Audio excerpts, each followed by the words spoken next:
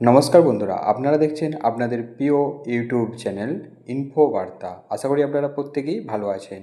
বন্ধুরা, বন্যার কারণে যেসব কৃষকদের ফসলের ক্ষয়ক্ষতি হয়েছে তাদের ব্যাংক অ্যাকাউন্টে আসতে চলেছে ক্ষতিপূরণের টাকা। মাননীয় মুখ্যমন্ত্রী মমতা বন্দ্যোপাধ্যায় সাংবাদিক সম্মেলনে সেই কথা আরও একবার জানিয়ে দিলেন। তো ফর্ম ফিল আপের লাস্ট তারিখ ছিল 31শে সেপ্টেম্বর, কিন্তু এখন কিভাবে আবেদন করবেন সেটা জানতে এই ভিডিওটি সম্পূর্ণ দেখতে থাকুন। আর আমাদের চ্যানেলে নতুন হলে চ্যানেলটিতে সাবস্ক্রাইব করে আমাদের পাশে থাকুন।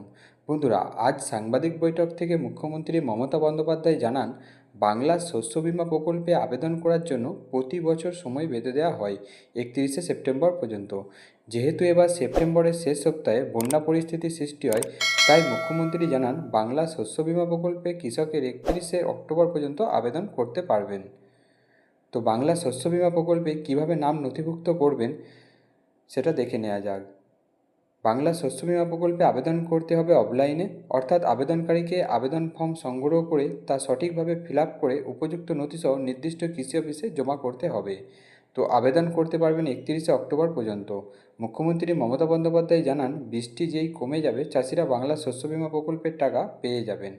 তো বাংলা শস্য বীমা প্রকল্পের আবেদন ফর্ম আপনি নিকটবর্তী কৃষি অফিস থেকে সংগ্রহ করতে পারবেন। এর পাশাপাশি বাংলা শস্য বীমা অফিসিয়াল পোর্টাল থেকেও আপনি আবেদন ফর্মটি সংগ্রহ করতে পারবেন। তো আবেদন ফর্মটি সঠিকভাবে ফিল আপ করে সমস্ত উপযুক্ত নথি সহকারে নিকটবর্তী কৃষি অফিসে গিয়ে জমা করে আসতে হবে। তবেই কিন্তু বাংলা শস্য বীমা প্রকল্পের টাকা আপনার অ্যাকাউন্টে আসবে। ধন্যবাদ বন্ধুরা ভিডিওটি সম্পূর্ণ দেখার জন্য।